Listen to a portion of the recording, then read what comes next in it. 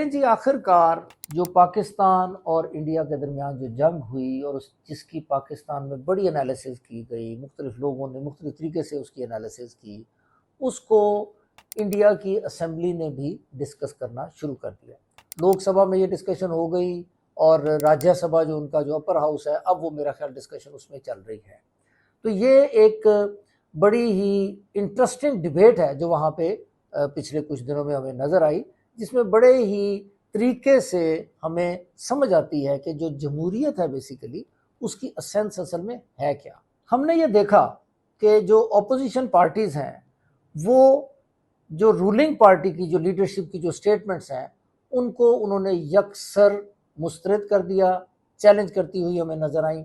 उसमें उन्होंने दो बड़े इंटरेस्टिंग एस्पेक्ट जो है उनको फोकस किया हुआ है। एक तो उन्होंने कहा कि जी अगर इंडियन जो लीडरशिप है उसके दावे अगर ठीक हैं तो आप असेंबली के फ्लोर पर डोनाल्ड ट्रंप की स्टेटमेंट्स को झुटलाएं और उनको झूठा करार दें।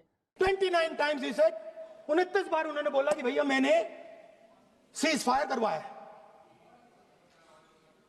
अच्छा, अगर वो झूठ बोल रहे हैं तो अपने भाषण में यहां प्रधानमंत्री कह दें कि वो झूठ बोल रहे हैं। यहां पे अगर दम है तो यहां पे प्रधानमंत्री बोल दे कि ट्रंप झूठ बोल रहे हैं। और दूसरा उन्होंने कहा कि जी हमें बताया जाए कि जहाज गिरने की जो बातें हो रही हैं पूरी दुनिया में, ट्रंप भी कह रहा है जी जहाज गिरे हैं, 5 जहाज गिरे हैं, 4 जहाज गिरे हैं, ये कितने जहाज हैं और गिरे हैं या नहीं गिरे हैं। Trump's claim yet again, where Rahul Gandhi has said, and I quote, "Modi ji, what is the truth about the 5 jets? The country has the right to know." US President Donald Trump, who had claimed 5 jets were shut down during India-Pakistan military conflict in May. Rahul Gandhi has questioned Prime Minister Narendra Modi, saying the nation wants to know the truth about these 5 jets.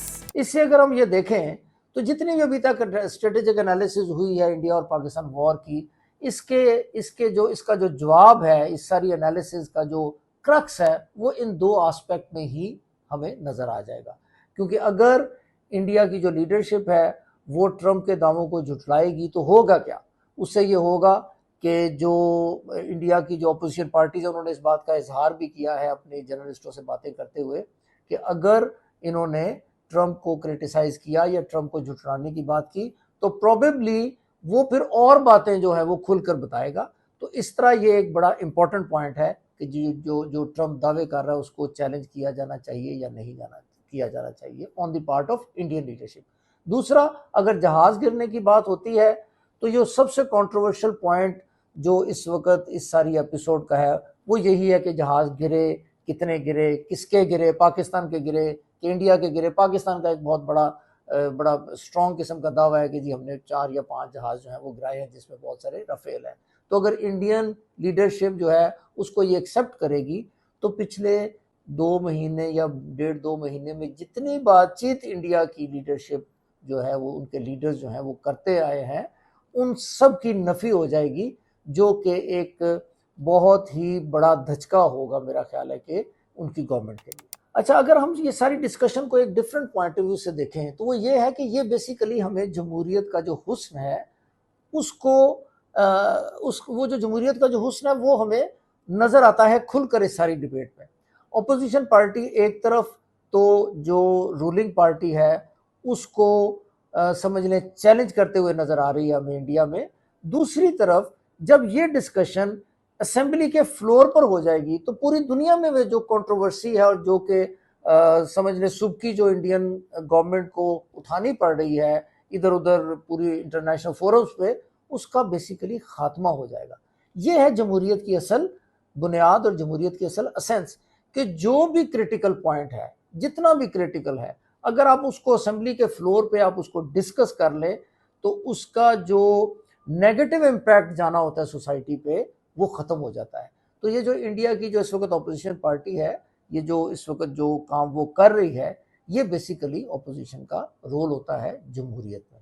तो ये हमें इससे पता चलता है कि एक तरफ तो ये बातें बहुत इंटरेस्टिंग बातें हमें नज़र आ रही हैं, डिस्कशन बड़ी इंटरेस्टिंग नज़र आ रही है।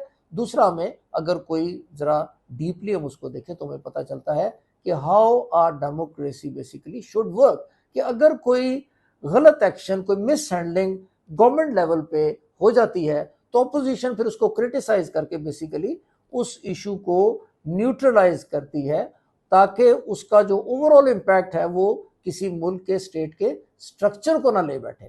तो ये इस वक्त जो है ना इसको इस पॉइंट ऑफ व्यू से भी देखना चाहिए। ये बड़ी इंटरेस्टिंग डिस्कशन हमें नजर आती है आजकल जो इंडिया में हो रही है इस वक्त।